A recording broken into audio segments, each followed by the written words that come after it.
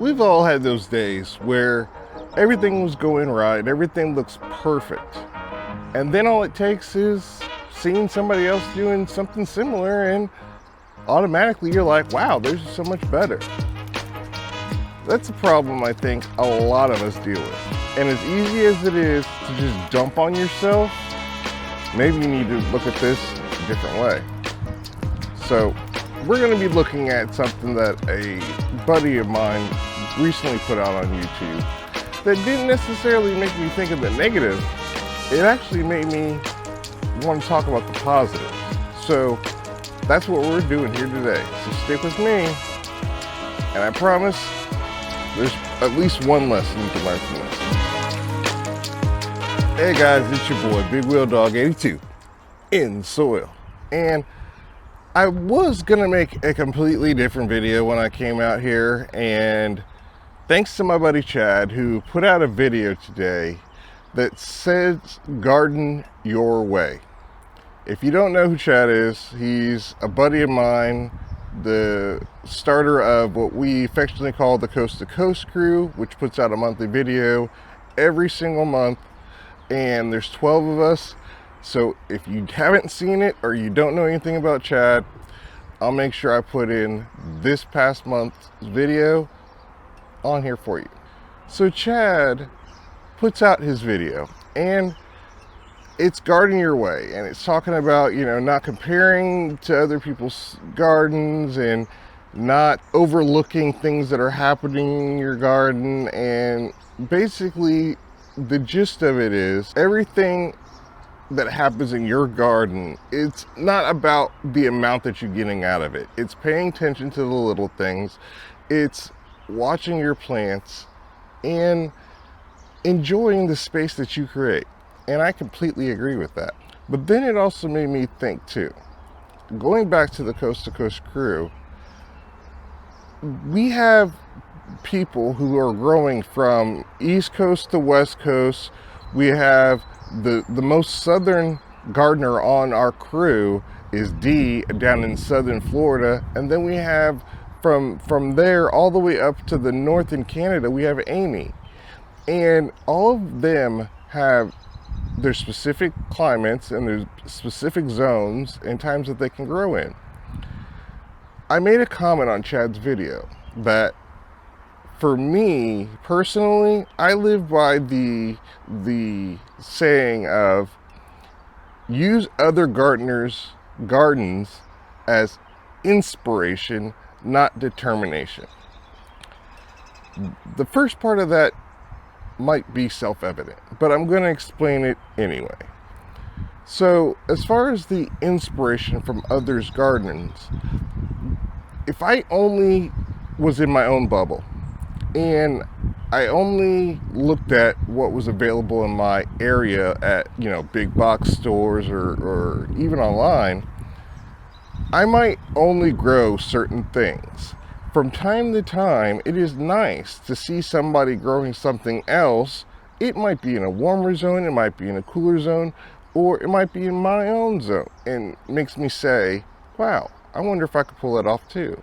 There's nothing wrong with that. In fact, I think that everybody should be inspired by at least somebody to grow something different that they have never grown before. Now, that's the easy part. The hard part is the determination. So say you do pick one or two or several plants that you decide to grow, and the first year doesn't work out, or they grow but you don't really get much of a harvest. You can't use that result for that season as a determination of you being a bad gardener. Matter of fact, you probably shouldn't even use it as a determination of whether you're a good gardener.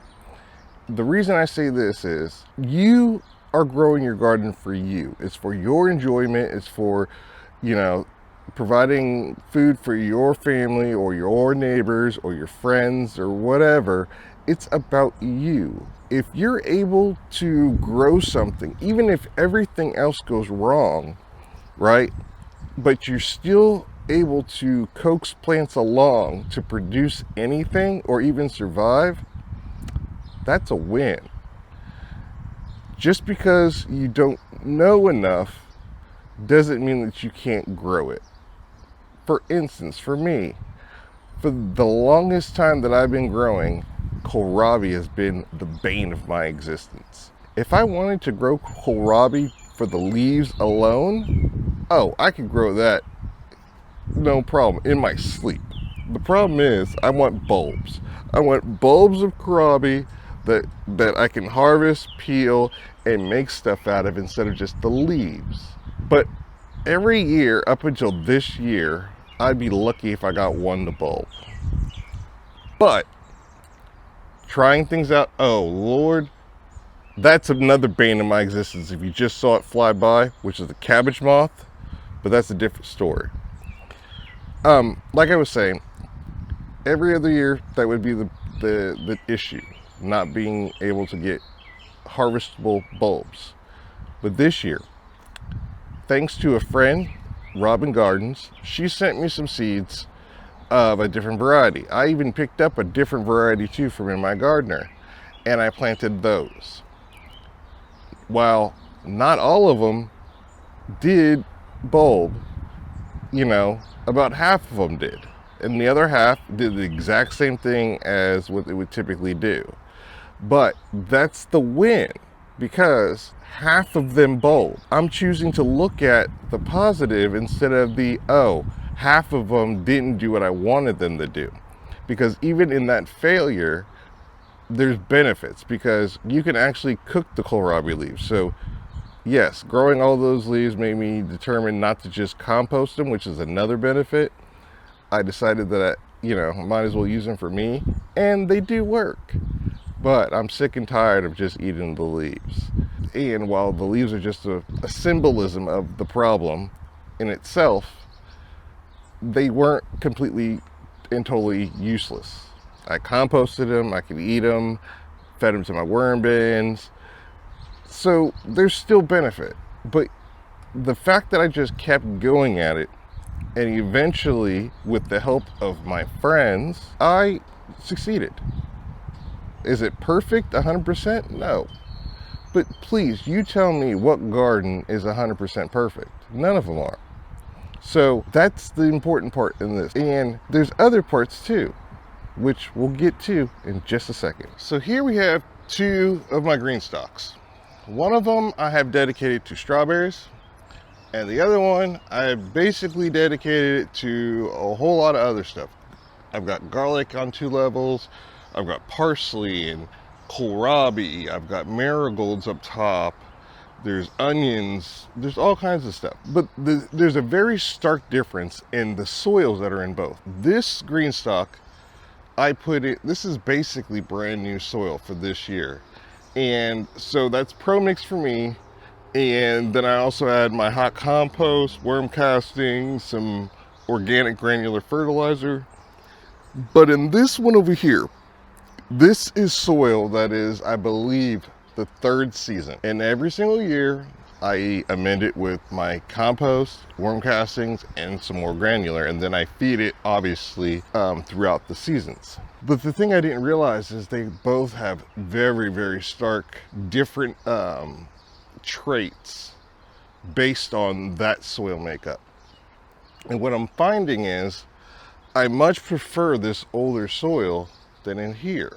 The reason being is because of all of the compost that's added to this every season, this is a much heavier and denser soil. Because of that, yes, I understand GreenStalk suggests that you should use well-draining soil that's light and fluffy. But when you reuse a soil, it's not going to stay light and fluffy for very long, depending on what you're amending it with. But the thing that it does do is hold on to moisture. And I was watering both of these at the same time, and I kept realizing that this one I didn't necessarily have to water as often. But then when I went to go harvest my kohlrabi on this GreenStalk, I realized there was a huge, huge problem. That fresh soil, with the combination of the kohlrabi being within the top 2 of these tier, well, actually it was the 2nd tier and the 3rd tier, they sucked up every bit of water that I put in.